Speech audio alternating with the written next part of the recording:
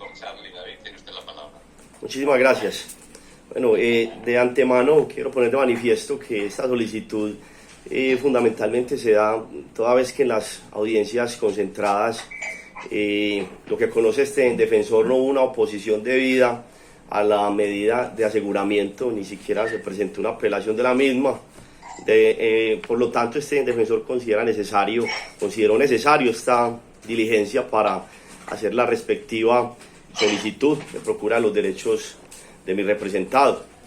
Esta solicitud que se eleva para que se sustituya la medida intramural que a la fecha acobija a mi representado, para que se sustituya por la de su lugar de domicilio. Y quiero sustentar esta solicitud fundamentalmente en los preceptos del artículo 314 del Código de Procedimiento Penal, que al tenor expresamente dice lo siguiente: la sustitución de la detención preventiva en establecimiento carcelario podrá sustituirse por la del lugar de residencia en los siguientes eventos. Fundamentalmente en el numeral primero se quiere concentrar este defensor, la que establece que cuando para el cumplimiento de los fines previstos para la medida de aseguramiento sea suficiente la reclusión en su lugar de residencia, en atención a la vida personal, laboral, familiar y social del imputado, aspectos que este defensor quiere referirse de manera breve. En cuanto a la vida personal de Daniel Monsalve, que es un joven crecido, honorable juez, en condiciones de marginalidad y extrema pobreza, para ello queremos nosotros aportar esta cuenta de servicios públicos, donde claramente se establece que es de estrato 1, que es la residencia del detenido, para acreditar su condición de marginalidad. Es un joven que creció también pues sin un padre. Prueba de ello es este registro notarial donde consta que los apellidos del joven son únicamente los de su señora madre. Creció en estas condiciones precarias y ha tenido que enfrentar diferentes adversidades, condiciones de ignorancia que prueban también su último registro de calificaciones escolares. Solo hizo hasta el grado 6º de bachillerato. Ahora que frente a la vida laboral, Daniel es un joven que se ha dedicado siempre desde temprana edad a las labores del reciclaje. Y esto nos lo ha certificado su tía, la señora Nora Elena Monsalve Zapata, mediante una declaración juramentada, que el joven siempre se ha dedicado a estas labores de reciclaje y que precisamente esa actividad es la que han utilizado algunos agentes del sector para, digamos, persuadirlo a que en su momento les guardara algunos elementos que fueron los que encontraron en su casa, pero más no consta en las labores de investigación que hace el ente acusador que el joven Daniel se haya dedicado, digamos, al tráfico, a la distribución de estupefacientes.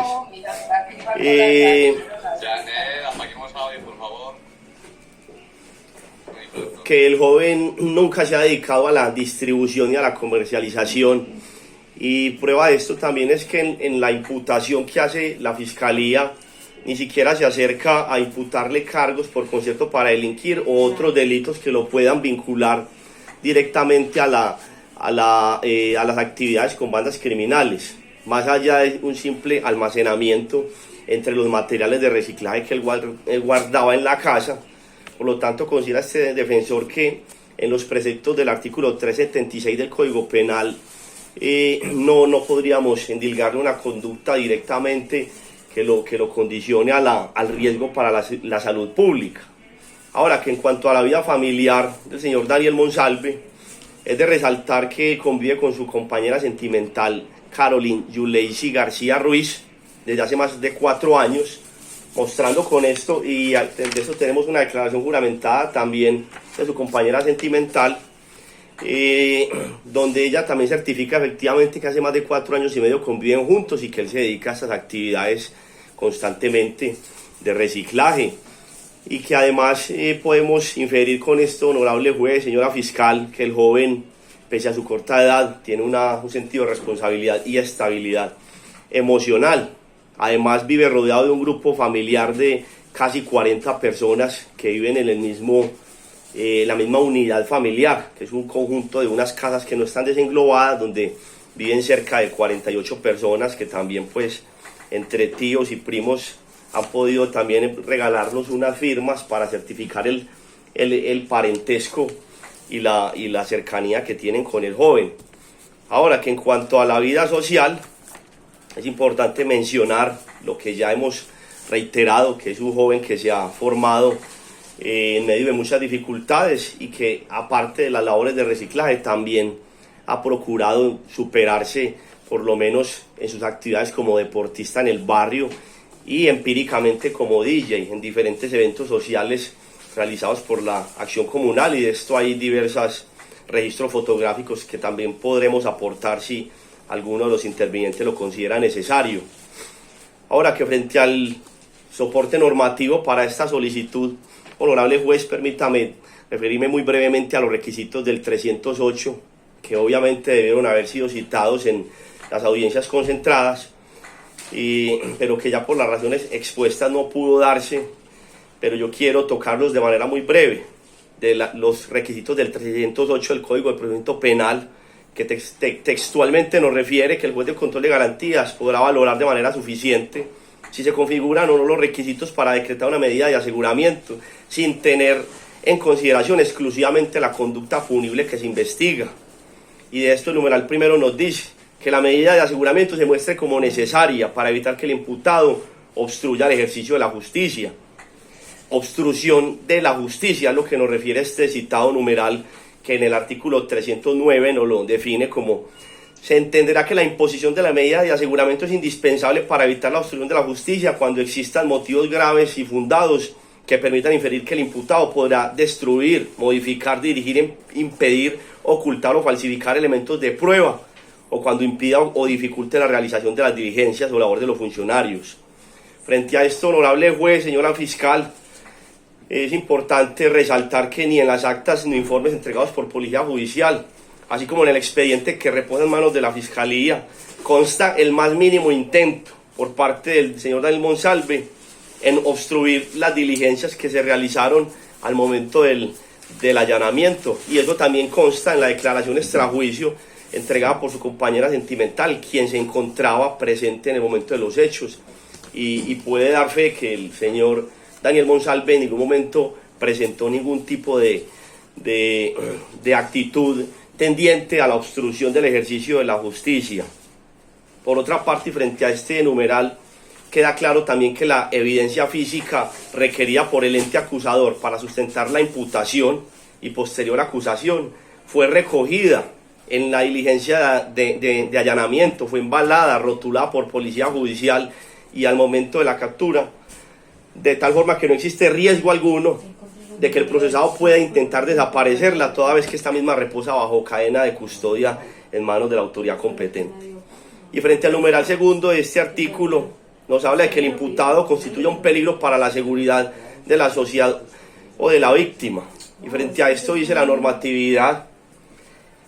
que para estimar si la libertad del imputado representa un peligro futuro para la seguridad de la sociedad o de la víctima, el juez podrá valorar las siguientes circunstancias. Yo solo me referiré en este caso a una, por considerar que las demás definitivamente no le aplican. El numeral primero de este 310, peligro para la comunidad: la continuación de la actividad delictiva o su probable vinculación con organizaciones criminales. Este numeral, honorable juez, señora fiscal,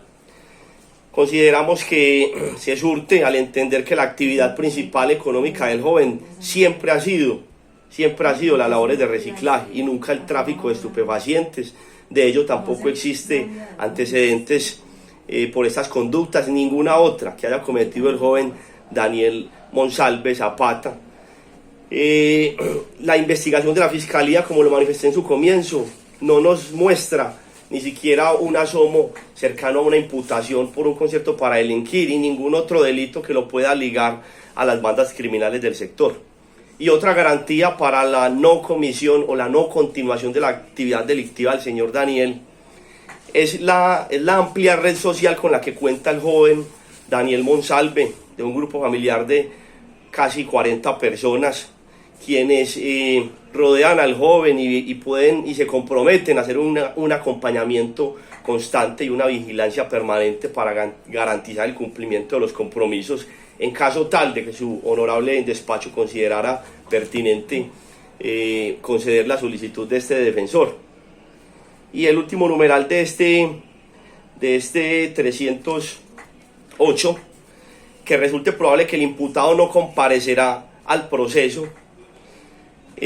o no cumplirá la sentencia. El artículo 312 nos habla de la no comparecencia y se concentra fundamentalmente en la falta de arraigo en la comunidad determinado por el domicilio o asiento de la familia principalmente. Y el arraigo, quiero ser reiterativo en probar que el registro de nacimiento y el acta notarial del señor Daniel Monsalve, que es nos prueban que él tiene los mismos apellidos de la señora Claudia María Monsalve Zapata, quien es la madre del menor y es la misma persona que aparece en la cuenta de servicios públicos del domicilio donde fue detenido el joven. Y lo que nos puede dar una inferencia razonable de esto es que efectivamente hay un arraigo, que es una vivienda de propiedad familiar donde el joven ha vivido desde el momento de su nacimiento, y eso también nos lo certifica una familiar con la que, una prima hermana, Nayeli García Monsalve, que también hizo una declaración juramentada certificando que efectivamente ellos viven en esa propiedad desde que nacieron, ambos. Ahora, de la gravedad del daño causado y la actitud que el imputado asume frente a este proceso, frente a la gravedad del daño, es claro que el joven fue instrumentalizado valiéndose de su ignorancia, lo cual certifica su bajo grado de escolaridad y extrema pobreza, que podemos certificar también con su cuenta de servicios públicos, pero únicamente participó ignorantemente en el almacenamiento de algunos elementos, considerando él, en medio de su ignorancia, que era como las actividades de reciclaje y que no repercutían mayor peligro para la sociedad. Ahora, que frente a la actitud del imputado frente al proceso, ha sido de absoluto arrepentimiento y mea culpa, al tal punto de reconocer su parte de responsabilidad frente a los hechos, por lo cual incluso el imputado autorizó a este defensor para elevar una petición formal a la Fiscalía en aras de un pronto allanamiento a cargos, y en eso hemos elevado ya una petición formal a la respetada fiscal que se encuentra en esta audiencia para que evalúe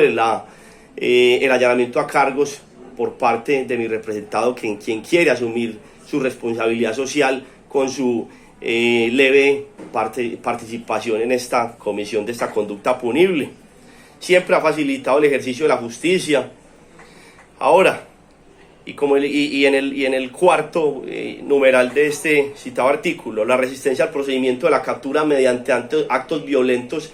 o el intento de emprender huida o dificultar su individualización. Sobre este último punto se ha ilustrado suficiente, honorable juez, que la posición del procesado durante la diligencia de captura todo el tiempo fue pacífica y respetuosa ante las autoridades, y así consta en los informes ejecutivos de Policía Judicial.